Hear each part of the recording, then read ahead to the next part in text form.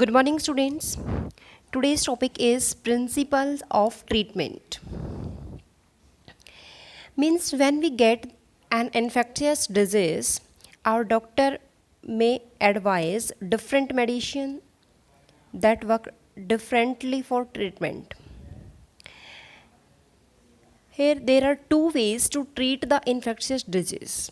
First is to reduce the effect of the disease.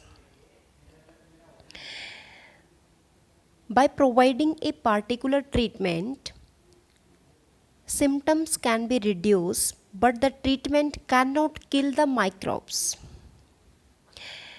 For example, it depends on the symptoms. By take the medicine to bring about the effect of the disease like fever, pain, etc. Or by taking the complete rest to conserve the body energy.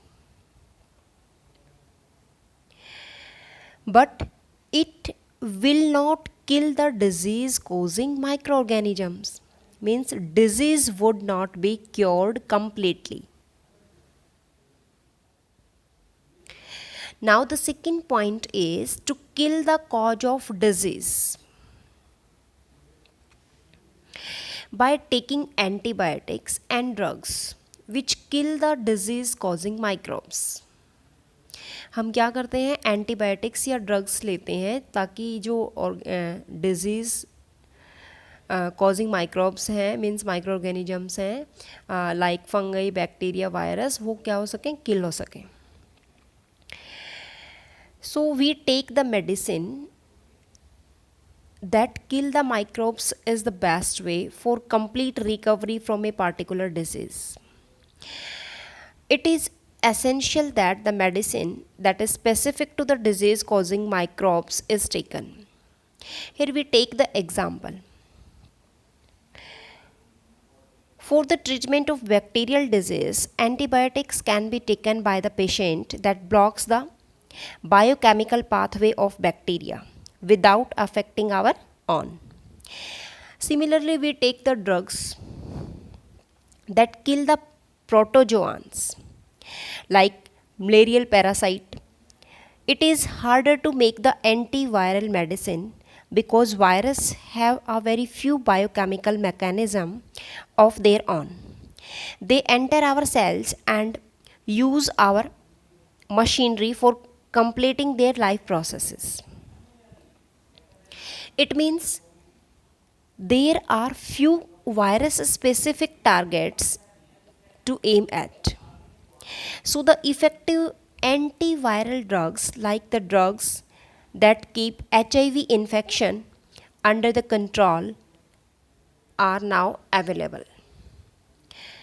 So by the help of antibiotics and drugs, we kill the disease causing microbes.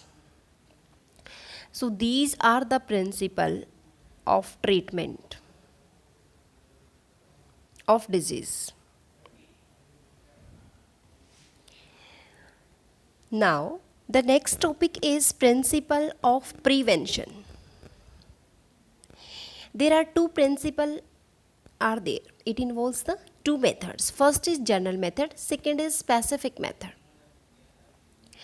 Due to the modern technology and advancement in science, we have antibiotic and other medicines to cure many diseases. But there are few limitations that are faced while treating an infectious disease. So the main limitations are, first limitation is this: once someone has a disease, their body functions are damaged and may never recover completely.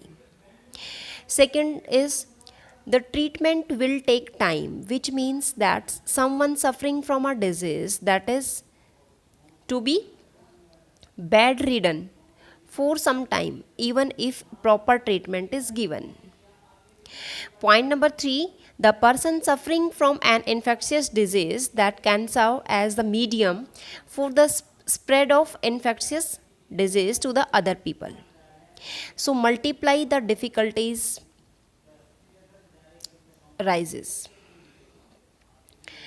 So due to these limitations, the prevention of disease is better than cure. हम इसीलिए कहते हैं कि prevention जो होता है वो better होता है क्योर से. तो what are the ways to prevent the disease? There are two ways. First is general method, second is specific method. तो हम फर्स्ट मेथड हम करते हैं the preventing exposure against microbes. This can be done in the number of ways. For the airborne microbes means जो air से related जो disease वो है माइक्रो ऑर्गेनिजम्स हैं, we can prevent exposure by avoiding overcrowded places. हम कैसे उसको कर सकते हैं कि हम उससे बच सकते हैं. हम भीड़ भाड़ वाले जो प्लेस हैं उनको अवॉइड करना चाहिए. For water borne microbes we can prevent exposure by not using contaminated water. हमें कंटेमिनेटेड वाटर यूज़ नहीं करना चाहिए. Means by providing the safe drinking water. Next is by boosting the immune system. Our immune system play an important role in fighting against the microbes that enter our body. Now next is proper nourishment or healthy diet that includes all the nutrients as well as vitamins and minerals that is necessary for the better functioning of our immune system. Means our immune system must be strong. If the immune system is strong, then immune system of our body that fight against the microbes and that enter into our body and kill them. If the immune system is successful, we don't come down with any disease, because the cells of immune system that kill off the microbes, if number of injected microbes is less, then the symptoms of disease will be minor. So our immune system must be very, very strong. Now the balanced diet. Immune system will not function properly if the sufficient amount of food and nourishment is not available. जैसे किसी को protein diet के अंदर जब कम हो जाता है तो उसको एक डिजीज़ हो जाता है जिसका नाम है वॉशियोर-कोर डिजीज़ है due to the malfunctioning of low protein diet. The availability of proper and sufficient food for everyone, that is the second basic principle of prevention. Now the specific method of preventing infectious disease. This is the second method. It is done by immunization, which is the process of introducing a weakened pathogens inside the body of the host to make the immune system more strong, to produce antibodies against that particular disease. So यहाँ पे हम क्या करेंगे, immunisation जो होता है process, उसके through हम क्या करेंगे, जो भी हमारे वीकेंड पैथोजेंस होते हैं उनको इंट्रोड्यूस करते हैं बॉडी के अंदर, और वो क्या करते हैं हमारे इम्यून सिस्टम में क्या प्रोड्यूस कर देता है, एंटीबॉडीज़ प्रोड्यूस करता है, और एंटीबॉडीज़ की वजह से हम क्या कर सकते हैं, बच सकते हैं, डिजीज़ को प्रिवेंट कर सकते हैं. सो ये एक तरीके से क्या है बेटा, this is done by taking the vaccine against the disease. Now the next topic is the Pulse Polio program. The Pulse Polio program, that is PPI program, India launched the Pulse Polio immunization program in 1995 as a result of WHO. WHO means World Health Organization. Global polio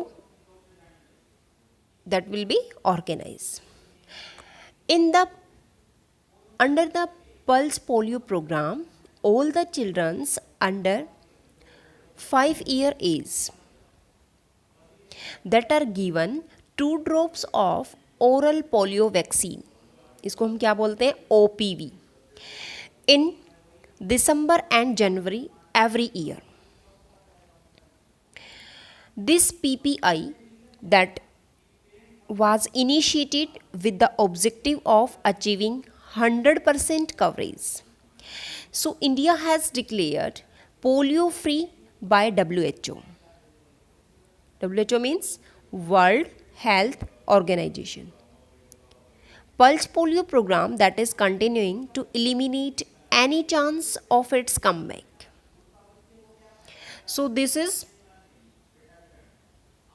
PPI, Pulse Polio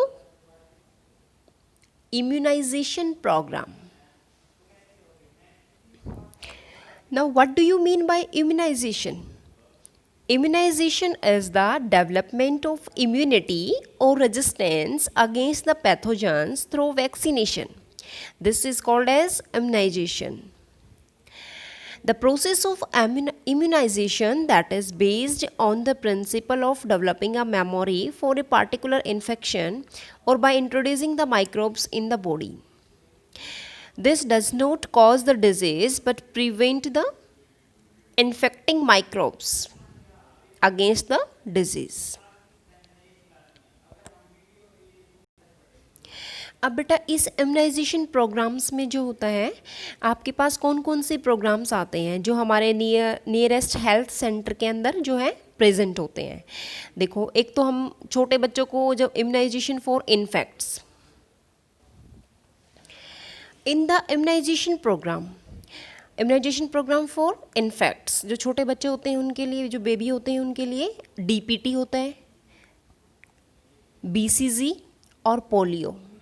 ये जो है ये programmes रखे जाते हैं, हमारे जो health centre होते हैं नज़दीक उनमें अवेलेबल होते हैं.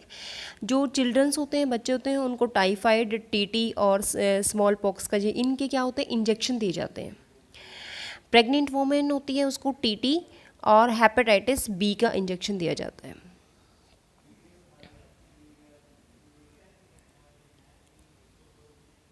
One more question is arise from here. Why is DPT called triple antigen? Triple antigen क्यों बोलते हैं इसे? Because it is a vaccine that works against the 3 disease. First diphtheria, P मतलब pertussis, T मतलब tetanus. तो ये 3 disease को करती है, इसलिए इसको ट्रिपल एंटीजन बोलते हैं. So this is the last topic that I have discussed. Now student, I am going to discuss the very short question answer of this chapter because this chapter is completed now.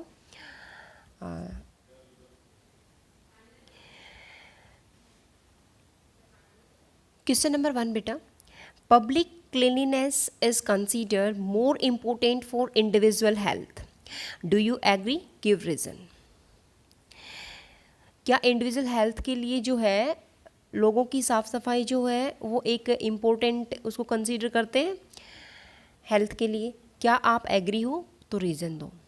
तो हम जो है जो लोग हैं उनको साफ़ सफाई करनी चाहिए, इसलिए इसका आंसर आएगा yes. Public cleanness is more important for individual health because open drainage, garbage thrown on street, stagnant water that are placed where the disease causing microbes. क्योंकि अगर यहाँ पे जैसे मान लो ड्रेनेज ओपन है या फिर गली में हम कूड़ा वगैरह फेंक देते हैं या फिर पानी इकट्ठा हो जाता है, तो उनसे क्या होता है, माइक्रो ऑर्गेनिजम्स डेवलप हो जाते हैं और वो मल्टीप्लाई होके क्या हो जाते हैं, बहुत ज़्यादा बन जाते हैं.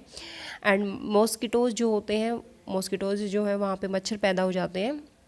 तो इस वे में क्या कर सकते हैं हम, जो डिज़ीज़ होता है वो फैल जाता है और इस वजह से हर इंडिविजुअल को अपनी हेल्थ का ख्याल रखने के लिए हमें पब्लिक क्लीननेस इम्पोर्टेंट है, ज़रूरी है. Name the protozoans that causes sleeping sickness. बेटा ये वो प्रोटोजोआंस हैं जिसकी वजह से डिजीज़ होता है. स्लीपिंग सिकनेस डिजीज़ मैंने बताया था, काला अजार नाम से एक वो होता है प्रोटोजोआन्स। और स्लीपिंग सिकनेस जो होता है वो किसके कारण होता है? ट्रिम्पैनोसोमा ब्रूचियाई के नाम से जो होता है, ये इस प्रोटोजोआन का नाम है, ये आपको लर्न करना है। आगे है काला अजहर। काला अजहर डिजीज़ किससे होता है? Kala azar disease is caused by Leishmania. क्या नाम है? लेशमैनिया। तो ये प्रोटोजोआन्स के नाम आपको याद करने हैं। मैंने टेबल में जो है लिखा हुआ है कि ये डिजीज़ किसकी वजह से होता है। Now question number 3, name any 2 group of micro organisms from which the antibiotic could be extracted. ऐसे 2 एंटीबायोटिक जिनसे एक्सट्रैक्ट होती है 2 माइक्रो ऑर्गेनिजम्स का नाम बताओ। First is bacteria, second is fungi. Micro organisms में फंगई, बैक्टीरिया, वायरस, ये सारे क्या हैं आपके? माइक्रो ऑर्गेनिजम्स हैं। तो bacteria and fungi is the main answer. Why does intake of penicillin not affect human cells? Penicillin human cells पे affect क्यों नहीं डालती है? क्योंकि पेनिसिलिन क्या करती है? इनहिबिट करती है। इनहिबिट मतलब रोकना। Inhibit the formation of cell wall की फॉर्मेशन को रोक देती है, जिसकी वजह से जिसमें जो बैक्टीरिया प्रेजेंट होते हैं वो सेल वाल रुक जाती है। और but it is absent around the human cells के अराउंड जो सेल वाल होती है वहाँ पे प्रेजेंट नहीं होती, तो इसलिए ह्यूमन सेल्स पे ये अफेक्ट नहीं डालती penicillin. Next question is overcrowded and poorly ventilated area that are major factor in the spread of airborne disease। जो हमारे एयर से रिलेटेड डिजीज होते हैं उनका मेन फैक्टर क्या है और क्यों है ये? बेटा answer is in poorly ventilated and crowded areas the disease causing microbes that can easily spread through airs. This causes through the little droplets throughout by an infected person who sneezes or cough. Someone standing close by can breathe in these droplets, due to which the microbes get a chance to start a new infection. क्या कहते हैं, अगर हमारे पास जो भीड़ भाड़ वाला area है या पुअरली वेंटिलेटेड एरिया है वहाँ पे क्या होता है, आसानी से एयर में माइक्रोब्स फैल जाते हैं और जिसकी वजह से क्या होता है छोटी छोटी ड्रॉपलेट्स के थ्रू क्या होता है इन्फेक्टेड पर्सन के पास चले जाते हैं और वहाँ पे उसको कफ वगैरह ये जो है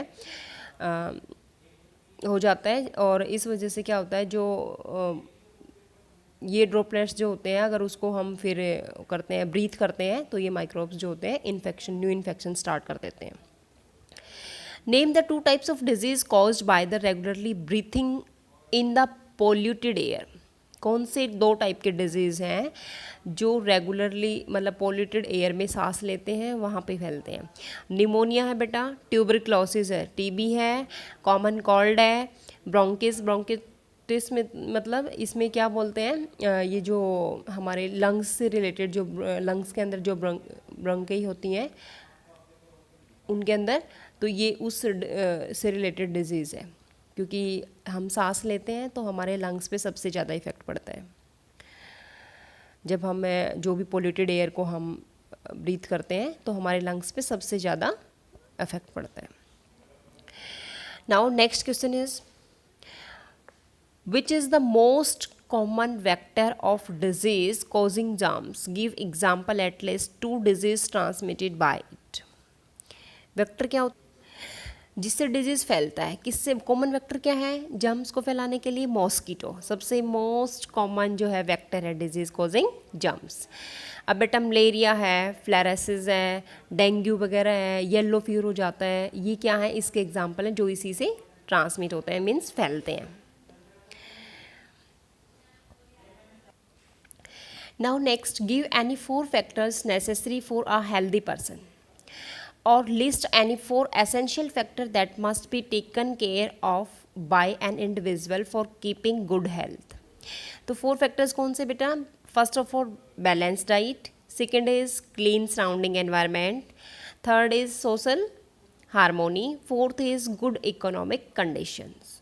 ये हमारे जो 4 फैक्टर्स हैं जो पर्सन की हेल्दी पर्सनस के लिए बहुत ही ज़रूरी होते हैं। Now next is which disease is more harmful, acute or chronic disease? Why? अब दोनों में से एक्यूट डिजीज़ क्या था, शॉर्ट ड्यूरेशन में होता है, जो क्रोनिक क्या था, जो लॉन्ग ड्यूरेशन में होता है। देखो बेटा, एक्यूट डिजीज़ जो होता है वो ज़्यादा हार्मफुल है, क्योंकि उस it last for a long time, क्योंकि लॉन्ग टाइम तक रहता है, and cause drastic long term effect, और हमारी बॉडी पे लॉन्ग टर्म इफेक्ट डालता है ह्यूमन हेल्थ के ऊपर। जैसे डायबिटीज़ है बेटा, टीबी है, ये सारे क्या हैं, क्रॉनिक डिजीज़ है। बट जो एक्यूट डिजीज़ होता है ना बेटा, वो शॉर्ट ड्यूरेशन के लिए होता है, और इसमें कॉमन कॉल्ड कफ, इसको तो हम दवाई लेने से ही ठीक हो जाते हैं, बट ये हमारा काफ़ी लंबे समय तक चलता है। तो इसलिए कौन सा डिजीज़ हार्मफुल है, chronic disease is more harmful than the acute disease. Okay बेटा, next, classify the following disease as infectious and non infectious disease. आपको बताना है कौन सा इन्फेक्शियस है, कौन सा नॉन इन्फेक्शियस। देखो बेटा, एड्स, एड्स क्या है आपका, इन्फेक्शियस डिजीज़ है, आई। इसके बाद है बेटा second, TB, tuberculosis, this is also infectious disease. Cholera, cholera is also infectious disease, मतलब ये फैलता है। हाई ब्लड प्रेशर, ये बेटा आपका नॉन इन्फेक्शियस डिजीज़ है, ये फैलता नहीं है, ये हमारी बॉडी में ही प्रेजेंट होता है, तो नॉन इन्फेक्शियस है। हार्ट डिजीज़ बेटा, heart disease is also a non infectious disease. मतलब इन्फेक्शियस डिजीज़ कौन सा होता है बेटा, कम्युनिकेबल डिजीज़ जो फैलता है, और नॉन इन्फेक्शियस जो नॉन कम्युनिकेबल होता है, जो फैलता नहीं है। निमोनिया है बेटा, निमोनिया क्या है, फैलता है, तो इसको क्या बोलेंगे, infectious disease. Cancer, cancer is non infectious disease, तो ये क्या है आपका, फैलता नहीं है। ठीक है बेटा, तो you can classify the communicable and non communicable disease also. देखो बेटा, व्हाट इज एन एंटीबायोटिक, क्या होता है antibiotic, give the 2 examples. Antibiotic एक बायोकेमिकल कंपाउंड है बेटा, जो माइक्रो ऑर्गेनिजम्स से प्रोड्यूस होता है, जैसे बैक्टीरिया है या फंगई है, और वो क्या करता है, माइक्रो